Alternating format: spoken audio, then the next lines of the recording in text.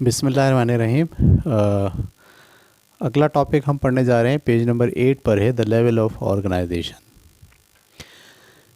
इस टॉपिक को समझने के लिए आप एक पूरा परसेप्शन अपने जहन में बिठाइए कि इस ज़मीन के ऊपर जितने जानदार हैं, यानी पौधे भी और जानवर भी, और जो ज़मीन की सतह पर भी हैं और जो ज़मीन समंदरों के अंदर भी मौजूद हैं, तमाम जो जानदार हैं, इन जानदार को जब आप स्टडी करने जाते हैं तो बुनियादी तौर पर ये शुरू कहाँ से होते हैं। यानी अगर ज़मीन के ऊपर तमाम जानदारों को हम देखें कि इनकी इब्तिदा कहाँ से हुई, ये कैसे बने और ये कैसे फैले, और इनको अंडरस्टैंड करने के लिए इनको कैसे ऑर्गेनाइज़ किया जा सकता है।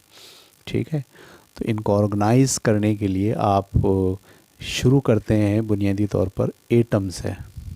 ठीक है, यानी दुनिया में सबसे पहले ज़मीन के ऊपर मुख्तलिफ़ किस्म के एटम्स मौजूद थे। ठीक है, एटॉमिक सतह पर जाके हम अंडरस्टैंड करने की कोशिश करते हैं कि चीज़ें जो है वो जो जानदार की शक्ल में आज हमारे यहाँ मौजूद हैं, उनकी इब्तिदा कैसे हुई। तो पहला जो लेवल है आपके पास सोचने का, वो है एटॉमिक लेवल ऑफ ऑर्गेनाइजेशन। ठीक है जी, atomic level of organisation.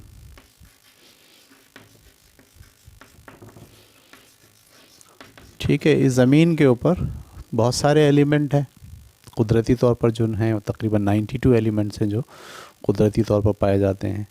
In 92 elements में से 16 एलिमेंट्स वो हैं जो बुनियादी तौर पर बायो एलिमेंट्स कहलाते हैं। ठीक है, यानी 92 में से 16 एलिमेंट वो हैं जो इन जानदारों को फॉर्म करने में अपना रोल प्ले करते हैं। बाकी जो एलिमेंट्स हैं वो बेजान चीज़ें बनाते हैं, मुख्तलिफ़ किस्म के दूसरे केमिकल्स बनाने में अपना रोल प्ले करते हैं, लेकिन 16 एलिमेंट्स वो हैं जिन्हें हम कहते हैं कि ये बायो एलिमेंट्स कहलाते हैं। ठीक है, तो बायो एलिमेंट्स के अंदर से 6 एलिमेंट्स वो हैं जो बेसिक एलिमेंट्स ऑफ लाइफ कहलाते हैं। तो 16 एलिमेंट्स आर बायो एलिमेंट्स।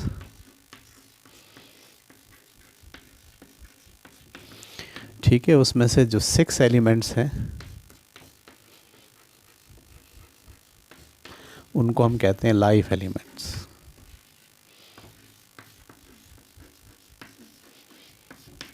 ठीक है, इन 6 एलिमेंट्स में से कार्बन है, नाइट्रोजन है, ऑक्सीजन है, ठीक है, फास्फोरस है, सल्फ़र है और हाइड्रोजन है। ये 6 एलिमेंट वो हैं जो दरअसल लाइफ में को जनरेट करने में अपना रोल प्ले करते हैं। और इसके अलावा जो 10 एलिमेंट हैं, ठीक है, वो 10 एलिमेंट भी दरअसल आपके जिस्म में मुख्तलिफ़ किस्म के काम अंजाम दे रहे होते हैं। 16 एलिमेंट दरअसल बायो एलिमेंट्स हैं जो जानदारों के मुख्तलिफ़ किस्म के फंक्शंस डेवलप करने में इस्तेमाल होते हैं। हम इस वक्त ये नहीं पढ़ रहे कि वो फंक्शंस कैसे जो है वो डेवलप होते हैं। हम ये सोच रहे हैं कि जब दुनिया में कुछ भी नहीं था, कोई जानदार नहीं था, तो उस वक्त दरअसल ये जो एलिमेंट थे, carbon, nitrogen, oxygen, phosphorus, sulphur और हाइड्रोजन, ये एटम दरअसल आपस में मिलकर कुछ चीज़ डेवलप कर रहे थे, कोई चीज़ बना रहे थे। तो इन एटम्स का जो मजमुआ था, ठीक है, पहले वो डेवलप हुआ। पहले ये एटम मौजूद थी, इनिशियल स्टेज पर एटम थे। अगले स्टेज के ऊपर जो दूसरा स्टेज हम पढ़ने जा रहे हैं, पहला लेवल था एटॉमिक लेवल। ठीक है, दूसरा जो लेवल हुआ उसको हम कहते हैं मॉलिक्यूलर लेवल ऑफ ऑर्गेनाइजेशन। ठीक है, दूसरा जो लेवल है वो क्या है? Molecular level of organization. बात शुरू होती है एटम से। जब ये एटम्स आपस में मिलकर मालिक्यूल बनाते हैं, ठीक है। जैसे पानी H2O, इसमें एक हाइड्रोजन और 2 ऑक्सीजन मिलकर क्या बना लेते हैं, पानी बना लेते हैं। इसी तरीके से कार्बन, हाइड्रोजन और ऑक्सीजन तीनों मिलके ग्लूकोज बना लेते हैं, ठीक है। तो जो अगला ऑर्गेनाइज्ड चीज़ डेवलप होती है, एटम्स से मिलकर मालिक्यूल्स फॉर्म होते हैं, ठीक है, कंपाउंड फॉर्म होते हैं।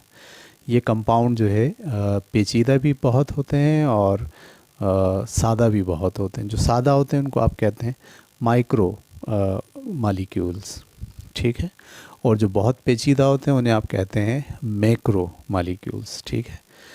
तो मालिक्यूल फॉर्म हो गए जिसमें माइक्रो मालिक्यूल्स और मैक्रो मालिक्यूल्स। जैसे आपके पास माइक्रो मालिक्यूल जो है उसमें फैटी एसिड्स है, अमाइनो एसिड है, ग्लूकोज है, ठीक है।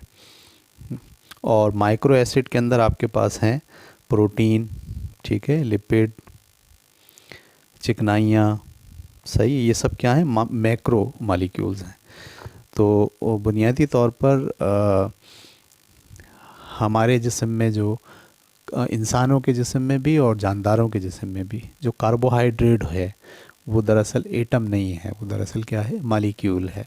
इसी तरीके से जो उसके बॉडी में चिकनाई है वो भी क्या है, मालिक्यूल है। तो दूसरा जो स्टेज होता है चीज़ों के डेवलप होने का, वो माइक्रो लेवल ऑफ ऑर्गेनाइजेशन कहलाता है, जिसमें एटम्स आपस में मिलकर कुछ मालिक्यूल जनरेट करते हैं। ये मालिक्यूल सादा भी होते हैं और ये मालिक्यूल पेचीदा भी होते हैं।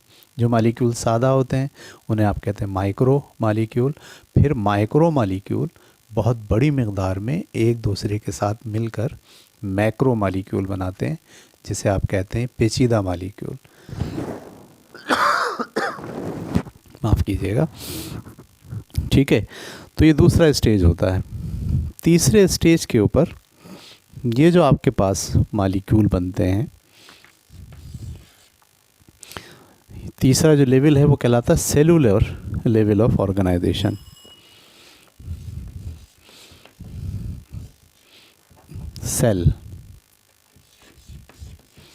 Cellular level of organization,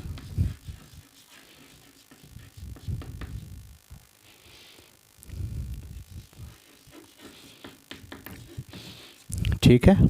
cellular level का मतलब क्या होता है कि ये जो आपके मालिक्यूल्स बने, ठीक है, कुछ मालिक्यूल उसमें माइक्रो थे और कुछ माइक्रो मालिक्यूल्स का जो मजमुआ था वो मैक्रो मालिक्यूल्स बन गए, ठीक है। ये मैक्रो मालिक्यूल्स पानी के साथ मिलकर एक सॉल्यूशन बनाते हैं, ठीक है। ये सॉल्यूशन जो है सस्पेंशन कहलाता है। बिल्कुल ऐसे समझें आप जैसे आप पानी के अंदर कोई चीज़ शामिल करें, हल्की सी बारीक सी रेत शामिल करें या कोई अंडा तोड़ के डालें और उसको बहुत अच्छी तरीके से जो है वो ब्लेंड कर लें। जब आप ब्लेंड करेंगे तो आप देखेंगे कि पानी और जो दूसरी चीज़ है वो आपस में मिक्स हो गई है, ठीक है, सस्पेंशन क्रिएट हो गया है। सॉल्यूशन एक अलग चीज़ होती है और सस्पेंशन एक अलग चीज़ होती है। सस्पेंशन के अंदर चीज़ें एक दूसरे में मिक्स नहीं होती, हल नहीं होती, बल्कि वो एक दूसरे के साथ गडमड हो जाती हैं, उसको हम कहते हैं सस्पेंशन। तो जब ये वाले मालिक्यूलर लेवल के ऊपर जो मैक्रो टाइप के मालिक्यूल हैं, वो मालिक्यूल्स जब पेचीदा मालिक्यूल जब पानी के साथ सस्पेंशन डेवलप करते हैं, ठीक है, तो एक नई चीज़ बनती है, उसे हम कहते हैं प्रोटोप्लाज्म, ठीक है। अच्छा, ये जो प्रोटोप्लाज्म है ये दरअसल यहीं पर फिर जान आती है, ठीक है, यानी जो लिविंग एस्पेक्ट है।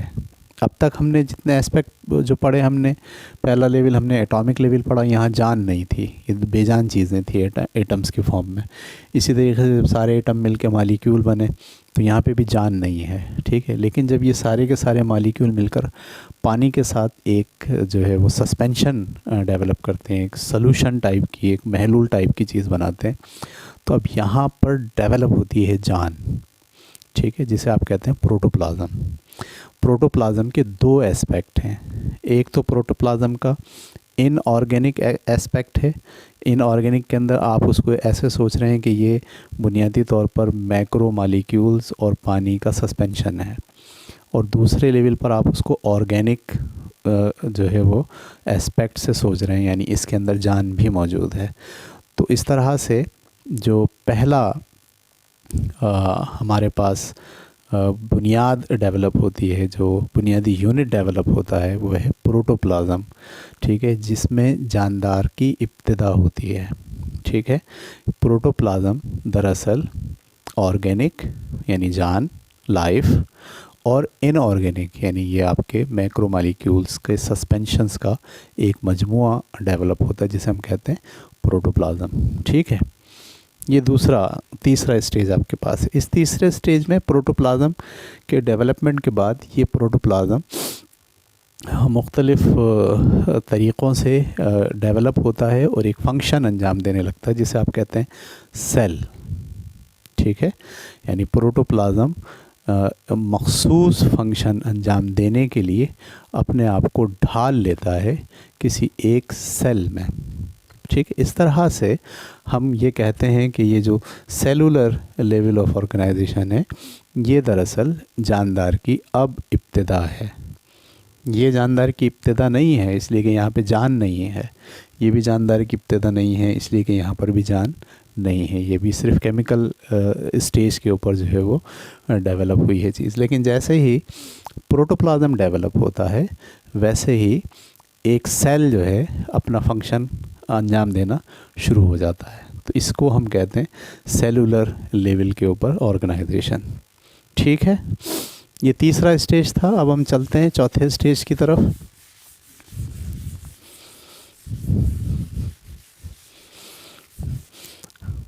अब इसी सेलुलर स्टेज पर जो है वो सेल बनते हैं, यानी ये एक सेल है, इसमें बहुत सारा प्रोटोप्लाज्म है और मुख्तलिफ़ चीज़ें मुख्तलिफ़ अंदाज से मौजूद हैं।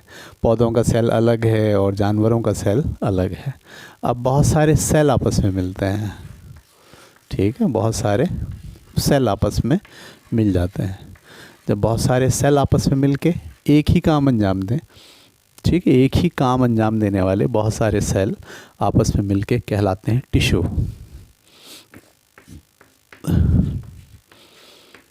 ठीक है, ठीक है। तो ऑर्गेनाइजेशन तो अभी सेल ही की है, लेकिन अब यहाँ पर सेल इनफरादी तौर पर अपना रोल प्ले नहीं कर रहा, बल्कि बहुत सारे एक जैसा काम करने वाले सेल मिलकर जो है एक टिश्यू में कन्वर्ट हो जाते हैं। हमारे यहाँ उसको हम कहते हैं उज़लात, उर्दू में कहा जाएगा उज़लात। जैसे हमारा गोश्त है, हमारी आँख के अंदर जो ब्लैक चीज़ है, वो भी मुख्तलिफ़ किस्म के एक जैसे सेल्स से मिलकर बनी है। अच्छा, जो आँख के जो सेल हैं वो और जो हमारी खाल के सेल हैं, वो दोनों का जो फंक्शन है, दोनों के जो काम है, वो मुख्तलिफ़ हैं, ठीक है। तो इस तरह से सेल्स का कम्बिनेशन टिश्यू कहलाता है, ठीक है। अच्छा, टिश्यूज़ आपस में मिलते हैं, ठीक है। जब टिश्यू आपस में मिलते हैं बहुत सारे, तो फिर बनता है आपके पास उज़ू, ऑर्गन, ठीक है। बहुत सारे टिश्यूज़ आपस में मिलकर ऑर्गन बनाते हैं, ठीक है। मिसाल के तौर पर हमारा दिल है, तो दिल जो पूरा ऑर्गन बना हुआ है, उसमें डिफरेंट जो है वो काम है। कुछ टिश्यूज़ कुछ काम कर रहे हैं, कुछ टिश्यूज़ कुछ काम कर रहे हैं। कुछ टिश्यूज़ खून को वापस लेकर आ रहे हैं और कुछ टिश्यूज़ खून को बाहर फेंक रहे हैं। कुछ टिश्यूज़ जो है वो उस खून में ऑक्सीजन की शमूलियत का जो है वो इंतज़ाम करने पे मामूर हैं, कुछ जो है वो ब्लॉक कर रहे हैं।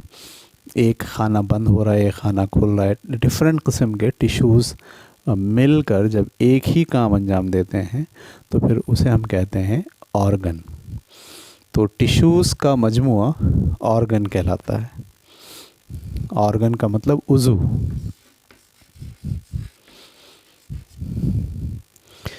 ठीक है, ये बात आपको ग्रेजुअली समझनी है। जब आप शुरू करते हैं एटम से तो आपको अंदाज़ा होता है कि एटम जो है वो बुनियादी तौर पर एलिमेंट्स हैं। वो एलिमेंट्स आपस में मिलकर मालिक्यूल बनाते हैं। मालिक्यूल दो तरह के होते हैं, एक माइक्रो लेवल के मालिक्यूल और एक मैक्रो लेवल के मालिक्यूल। मैक्रो लेवल के मालिक्यूल बनाने के लिए माइक्रो लेवल के मालिक्यूल एक दूसरे के साथ मिल जाते हैं।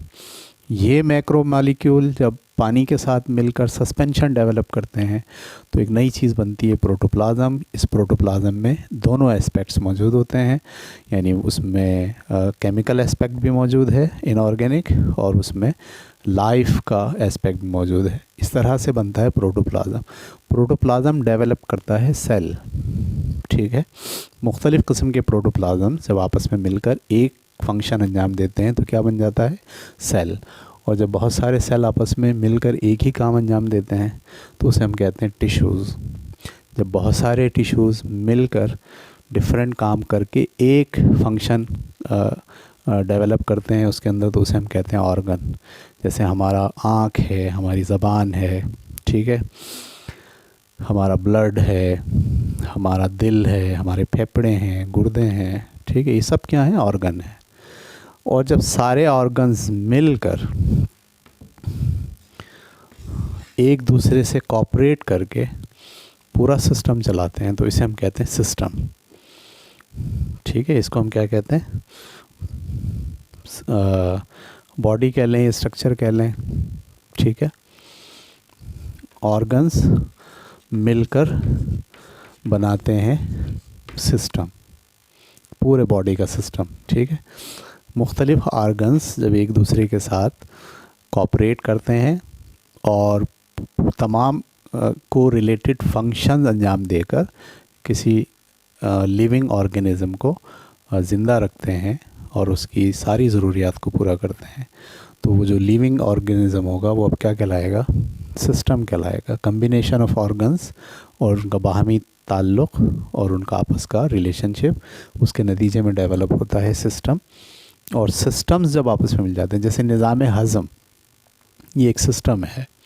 निज़ाम हज़म में हमारा मुंह है, हमारा फेरिंग्स है, एसोफेगिस है, उसके बाद हमारा मैदा है, मैदे के बाद फिर मुख्तलिफ़ किस्म का जिगर भी उसमें शामिल हो रहा है। ठीक है, तो ये जो सारे ऑर्गन्स हैं जिन्होंने आपस में एक दूसरे के साथ रिलेशनशिप डेवलप किया है और मिलकर कोई मखसूस काम अंजाम दे रहे हैं, तो वो ऑर्गन्स मिलकर क्या बनाते हैं? सिस्टम्स बनाते हैं।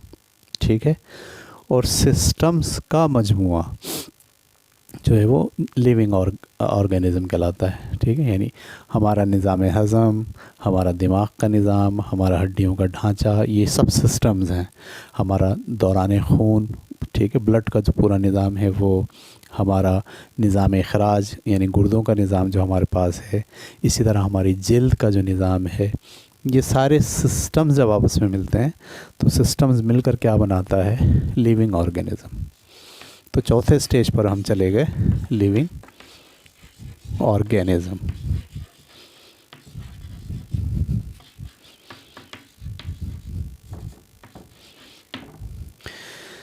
ठीक है, तो बायोलॉजी में जब आप जानदारों का मुताला करना शुरू करते हैं तो आप स्टार्ट लेते हैं एटम से। ठीक है, और एटम भी कौन से वाले? सिर्फ 16 एलिमेंट्स वो हैं जो बायोलॉजिकल एलिमेंट्स कहलाते हैं या बायो एलिमेंट्स कहलाते हैं। उन 16 में से 6 वो हैं जो लाइफ एलिमेंट कहलाते हैं, जिसकी बुनियाद पर जो है वो केमिकल्स बनते हैं या वो मालिक्यूल्स बनते हैं जो ज़िंदगी को जन्म देते हैं या जिनकी वजह से ज़िंदगी वजूद में आती है। तो ये बुनियादी एलिमेंट मिलकर मालिक्यूल बनाते हैं। मालिक्यूल दो तरह के बनते हैं, एक माइक्रो लेवल के मालिक्यूल और एक मैक्रो लेवल। माइक्रो लेवल के मालिक्यूल सादा होते हैं, H2O, C2H6O6, ठीक है, इस तरह के नाइट्रोजन के कंपाउंड हो गए। इसी तरह जो है वो सादा कंपाउंड जितने भी होंगे वो सब माइक्रो लेवल के मालिक्यूल कहलाएंगे।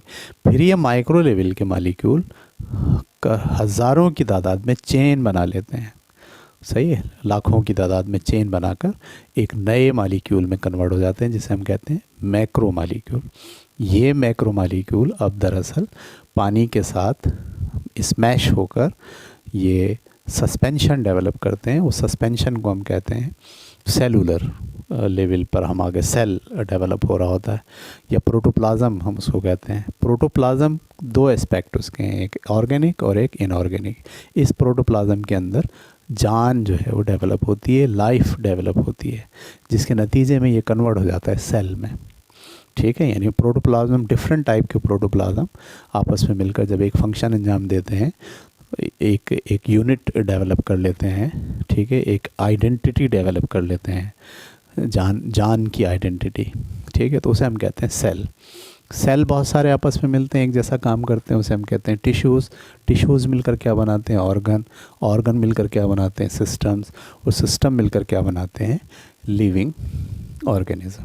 ठीक है, एक तो यहाँ तक हमने बात पढ़ ली। अब हम आगे चलते हैं कि जब आपके यहाँ लिविंग ऑर्गेनिज्म बन जाते हैं, ठीक है, तो अब आपके पास एक ऑर्गेनिज्म लिविंग नहीं होता। इंसान भी हैं, जानवर भी हैं, ठीक है, पौधे भी हैं, पौधों में बहुत सारी किस्में हैं, जानवरों में बहुत सारी किस्में हैं, घोड़ा, गधा, ठीक है, रेप्टाइल्स, परिंदे। ठीक है, तो अब आप फिर इनको ऑर्गेनाइज करना चाहते हैं, इन लिविंग ऑर्गेनिज्म को। तो अगला जो लेवल आपके पास होता है वो है टेक्सानॉमिक लेवल।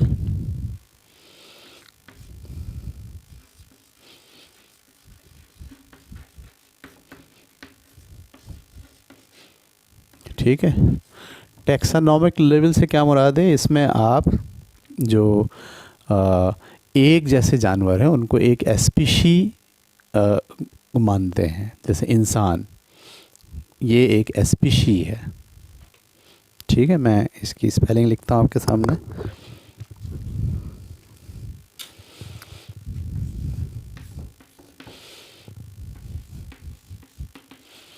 स्पीशीज़ यानी स्पीशीज़ जो मार्फोलॉजिकली एक जैसे होते हैं। मार्फोलॉजिकल का मतलब उनका जो फॉर्म है वो एक जैसा। जैसे इंसान है, हर इंसान के दो हाथ होंगे, एक सर होगा, धड़ होगा, दो पैर होंगे। ठीक है, ये मार्फोलॉजिकली यानी उसकी जो बैरूनी स्ट्रक्चर है उसकी बुनियाद पर आप तमाम इंसानों को कहेंगे कि ये एक स्पीशी का हिस्सा है। अच्छा, फिर इसमें एक दूसरी शर्त ये है कि ये आपस में तौलीद करके यानी आपस में रिप्रोडक्शन करते हैं, आपस में मिलके अपनी नस्ल में इजाफ़ा करते हैं। ठीक है, ये भी स्पीशीज़ की ख़ासियत है कि एक स्पीशी वही होगी जो आपस में जिसके मेंबर्स आपस में मिलकर अपनी नस्ल में इजाफ़ा करेंगे। तो अगला लेवल जो तमाम जानदारों को बांटने का है, यानी एक जैसे जानदार एक स्पीशी कहलाते हैं। बंदरों की एक स्पीशी है, इंसान एक स्पीशी है, घोड़ा की जो पूरी नस्ल है वो एक स्पीशी है। ठीक है, इसी तरीके से परिंदों के अंदर जो कबूतर हैं वो एक स्पीशी है। अच्छा, कौवे एक अलग स्पीशीज़ हैं। ठीक है, इसलिए अगरचे कि कौवा भी एक परिंदा है और कबूतर भी एक परिंदा है। ठीक है, लेकिन क्या कौवे और कबूतर को मिलाकर एक स्पीशी समझा जा सकता है?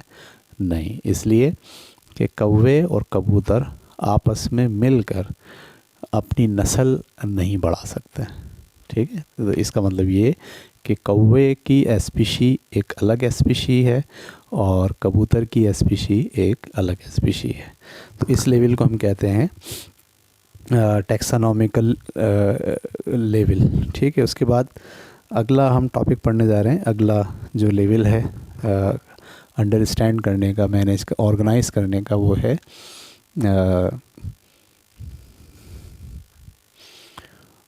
Population level.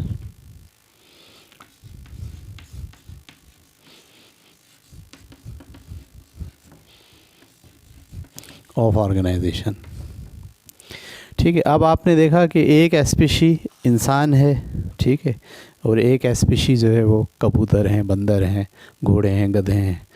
अब जब आप कम्बिनेशन ऑफ स्पीशीज़ की बात करते हैं, यानी एक ही जगह पर बहुत सारी स्पीशीज़ एक साथ रह रही हों, all the members of species living in specific habitat, यानी एक माहौल है, उस माहौल के अंदर मुख्तलिफ़ किस्म की स्पीशीज़ एक साथ मिलकर रह रही हैं। ठीक है, तो अब आप इस ग्रुप को जहाँ पर बेशुमार स्पीशीज़ मिलकर एक साथ रहती हैं उसे आप कहते हैं पॉपुलेशन। ठीक है, group of parrots living on trees is called the parrot population.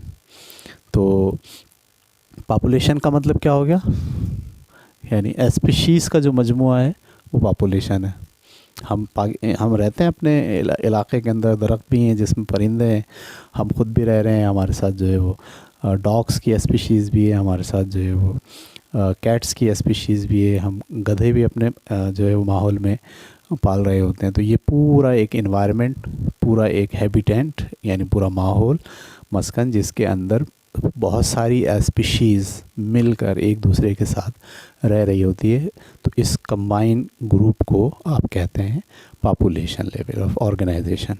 ठीक है, उसके बाद अगला जो लेवल है वो है community. Community level,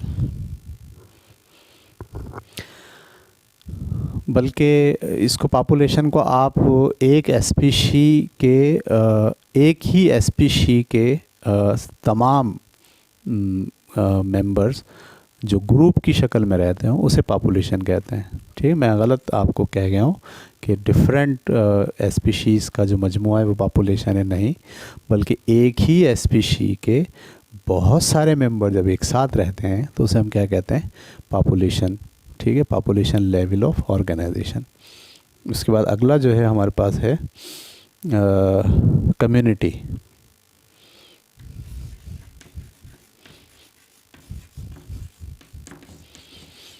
community level of organisation. इस कम्युनिटी लेवल के अंदर हम a group of different kind of birds living on a tree is called as community.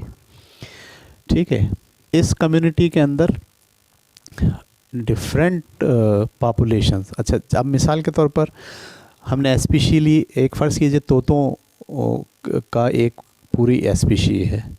ठीक है, अच्छा बहुत सारे तोते एक साथ अगर एक जगह रह रहे हैं तो उसे हम क्या बोलेंगे, पॉपुलेशन। ठीक है, लेकिन अगर एक जगह पर बहुत सारे तोते भी हैं, कबूतर भी हैं, चिड़िया भी हैं, यानी डिफरेंट स्पीशीज़ जो है वो अगर एक ही जगह पर रह रही हैं तो उसे हम कहते हैं कम्युनिटी लेवल ऑफ ऑर्गेनाइजेशन।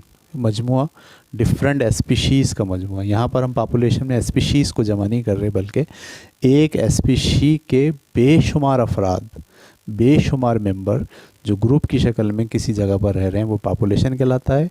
लेकिन अगर वो ग्रुप, एक ग्रुप, दूसरा ग्रुप, तीसरा ग्रुप, चौथा ग्रुप, ये सब मिल के रह रहे हो तो उसे हम कहते हैं कम्युनिटी लेवल ऑफ ऑर्गेनाइजेशन। ठीक है, और इसके बाद आपके पास है इकोलॉजिकल सिस्टम। एका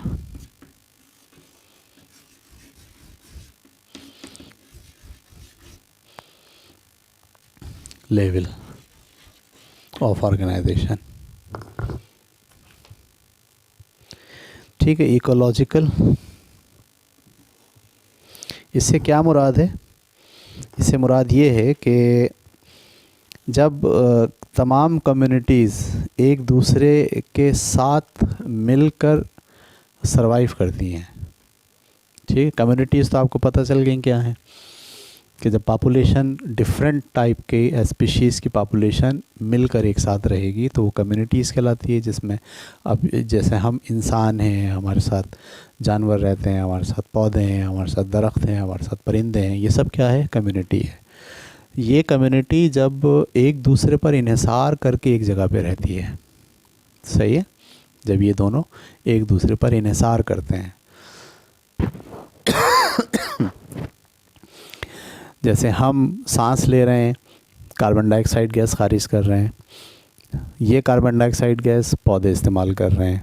ठीक है, हम जानवरों को ग़िज़ा खिला रहे हैं, पौधे खिला रहे हैं, और फिर उनका गोश्त हम खा रहे हैं।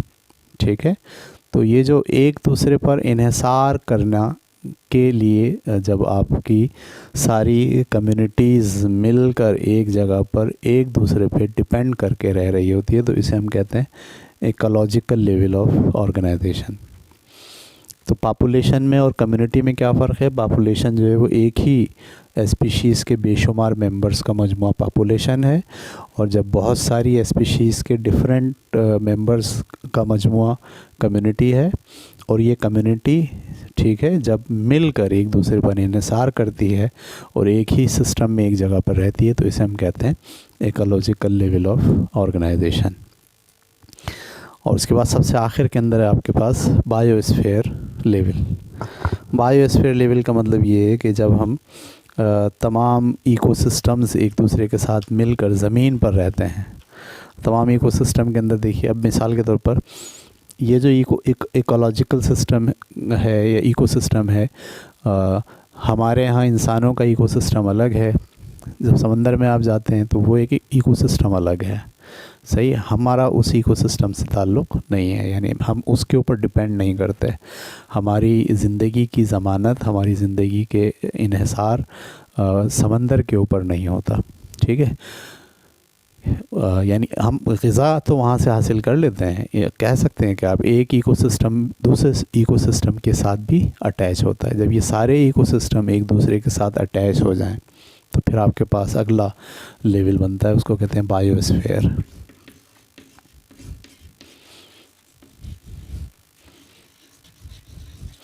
बायोस्फीयर लेवल ऑफ ऑर्गेनाइजेशन, ठीक है। तो इस तरह से पूरी ज़मीन के ऊपर जितने जीव जानदार हैं, उन जानदार को जब आप स्टडी करना चाहते हैं तो आप उनको ऑर्गेनाइज, ठीक है। ये ऑर्गेनाइजेशन आप शुरू करते हैं एटम से, ठीक है। एटम आपस में मिलकर मॉलिक्यूल बनाते हैं, मॉलिक्यूल आपस में मिलकर मैक्रो मॉलिक्यूल बनाते हैं, मैक्रो मॉलिक्यूल आपस में मिलकर पानी के साथ सस्पेंशन डेवलप करते हैं, जो प्रोटोप्लाज्म बनता है। प्रोटोप्लाज्म के अंदर जो है वो लाइफ की आमद होती है और वो सेल में डेवलप होता है। फिर सेल आपस में मिलकर टिश्यूज़ बनाते हैं, फिर बहुत सारे टिश्यूज़ एक जैसा जो काम करते हैं वो आपका ऑर्गन बनाते हैं, ठीक है। तो ऑर्गन जो है वो मिलते हैं तो फिर आपका सिस्टम बनता है, ठीक है। सिस्टम्स आपस में मिल जाते हैं बहुत सारे, तो फिर आपके पास एक पूरा जानदार बन जाता है, लिविंग ऑर्गेनिज्म बन जाता है। अच्छा, लिविंग ऑर्गेनिज्म अगर एक है तो वो लिविंग ऑर्गेनिज्म है, लेकिन अगर वो मजमूए की शक्ल के अंदर है तो फिर अब आप उसको क्या बोलेंगे, टैक्सोनॉमिक लेवल, ठीक है। यानी उसकी स्पीशी कौन सी है। अगर एक ही फॉर्म के हैं वो सब और वो आपस में रिप्रोडक्शन करके अपनी नस्ल में इजाफा कर सकते हैं तो वो एक स्पीशी होगी। एक स्पीशी के अंदर जब बहुत सारे जो है वो तादाद हो जाए, बहुत सारी तादाद के अंदर जो है वो उसके रुकन एक जगह जमा हो जाएं, तो उसे आप कहते हैं पॉपुलेशन, ठीक है। पॉपुलेशन, अगर एक पॉपुलेशन के बजाय बेशुमार पॉपुलेशन, सारे परिंदे, कौवे की स्पीशीज़ की पॉपुलेशन, तोतों की स्पीशीज़ की पॉपुलेशन, ठीक है, चील की स्पीशीज़ की पॉपुलेशन, जब ये सब को कंबाइन आप करते हैं तो उसे आप कहते हैं कम्युनिटी। और कम्युनिटी जो है जब एक जगह मिल के रहती है और एक दूसरे पर डिपेंड करती है, इन्हिसार करती है, ग़िज़ा के लिहाज से, ज़िंदगी के लिहाज से, ठीक है, ज़िंदा रहने की बुनियादें एक दूसरे के साथ जुड़ी होती हैं, तो हम कहते हैं ये पूरा एक इकोलॉजिकल सिस्टम है। और सारे इकोलॉजिकल सिस्टम जो ज़मीन पर मौजूद हैं, जब वो एक दूसरे के साथ अटैच होकर एक बड़ा लेवल बनाते हैं तो उसे हम कहते हैं बायोस्फीयर लेवल, ठीक है। तो काफ़ी लंबा लेक्चर हो गया। इंशाल्लाह कोशिश कीजिए इसको दोबारा से देखिए और इसको सबको याद रखने की कोशिश कीजिए। अल्लाह हाफ़िज़।